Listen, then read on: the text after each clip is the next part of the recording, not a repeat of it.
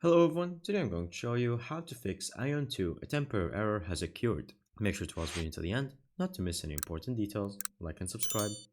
First thing, all you have to do is to search for NCSoft login, which is going to be the main login page for the Aion 2 game.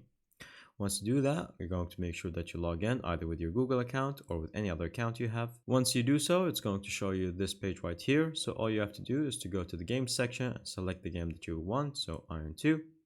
And then from here, once it loads in, you're going to show you this screen right here. And so you're going to click on your profile and then you're going to click on manage account. Once it redirects you to this page right here, all you have to do is to go to the security service and use. And then from here, you can enable or disable the one-time password. And so from here, once you use the one-time password in here, you're going to manage it and that will help you log in. And that should be a problem because the problem is actually from the website and from their network, not from you. And that's pretty much it. Thank you guys for watching. See you next time. Bye bye.